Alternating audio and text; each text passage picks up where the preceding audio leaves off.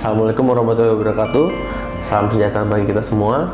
Perkenalkan, nama saya Dr. Muhammad Sri Herlambang, spesialis urologi di Rumah Sakit Mulia Tangerang.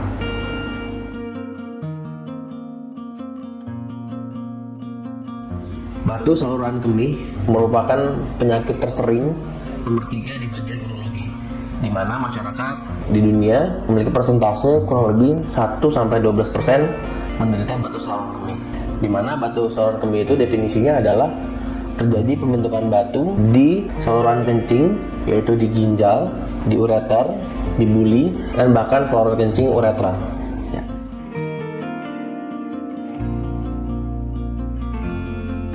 Untuk gejala pada batu saluran kemih yang paling sering adalah pertama adalah nyeri kolik. Nyeri kolik adalah apa? Nyeri yang dirasakan seperti tajam dan hilang timbul. Biasanya nyeri kolik pada batu saluran kemih terjadi dan dirasakan pada bagian pinggang kanan atau kiri. Lalu yang kedua adalah bisa disertai dengan adanya gejala mual, bahkan bisa sampai dengan muntah. Dan nyeri kolik ini juga biasanya bersifat nyeri yang menjalar. Nyeri menjalar kemana? Bisa menjalar ke perut bagian depan, bisa juga menjalar ke bagian umbilikus atau pusar, lalu ke perut bagian bawah, dan bisa juga menjalar ke kemaluan, bahkan sampai ada gangguan berkemih.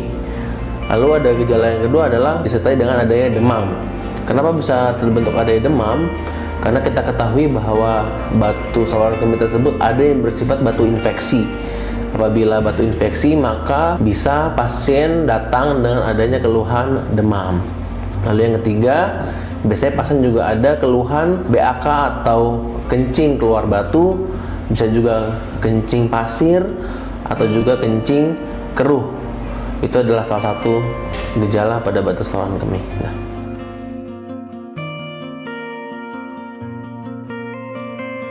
untuk faktor risiko dari batu saluran kemih adalah yang pertama, riwayat keluarga dengan batu saluran kemih. Yang kedua, laki-laki lebih sering terjadi batu saluran kemih dibanding perempuan. Untuk dari usia 30-50 tahun. Selanjutnya adalah dari faktor lingkungan, di mana kita hidup di iklim tropis dan sering terpapar oleh kalsium.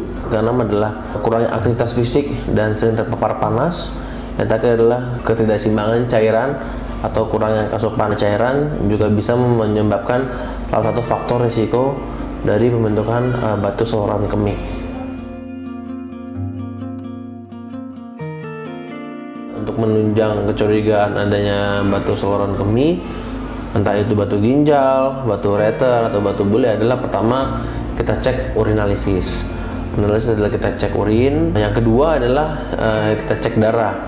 Apa saja yang dicek? Biasanya yang kita cek adalah darah rutin, hemoglobin, leukosit, hematokrit, dan trombosit. Lalu kita cek adalah fungsi ginjal, ureum dan kreatinin. Lalu kita cek juga asam urat. Dan kita cek terakhir adalah faal batu. Apa aja faal batu? Kita cek magnesium, kalsium, dan fosfat paling sering. Setelah itu pemeriksaan lainnya, penunjang lainnya yang bisa kita lakukan adalah selain laboratorium, kita akan melakukan pemeriksaan USG. USG apa yang kita lakukan adalah pemeriksaan USG traktus urinarius atau USG saluran kencing. Apa saja? Bisa USG ginjal dan ureter dan buli-buli atau kantung kemih. Lalu yang ketiga, paling sering kita lakukan adalah pemeriksaan BNO, ronsen BNO. Dan yang terakhir, sebagai gold standard di urologi yang sering kita lakukan juga adalah pemeriksaan CT scan urologi atau CT non kontras urologi.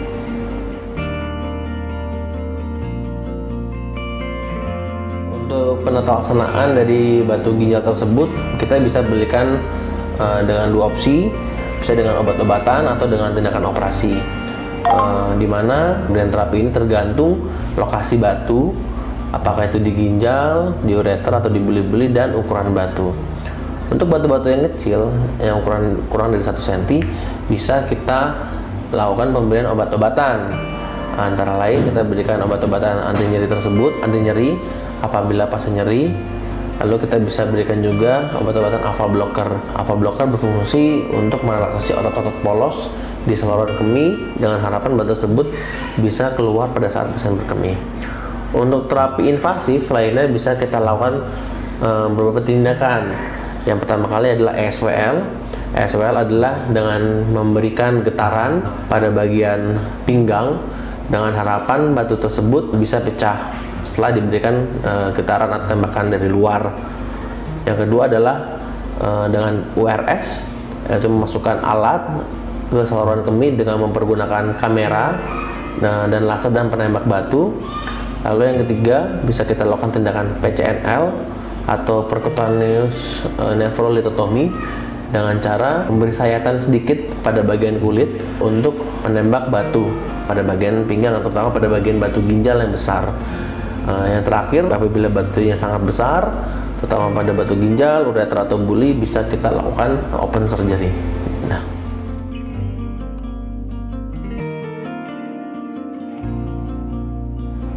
untuk pencegahan dari batu saluran kemih, yang paling terpenting adalah intake cairan. Awas jangan sampai dehidrasi, di mana kebutuhan cairan perharinya adalah 2,5 liter sampai 3 liter per hari, atau kurang lebih 8 sampai 10 gelas per hari. Yang kedua, diet makanan juga harus seimbang antara diet protein hewani dan nabati, kalsium dan intake garam harus seimbang. Lalu yang keempat, aktivitas fisik yang cukup, olahraga rutin, dan kurangi berat badan.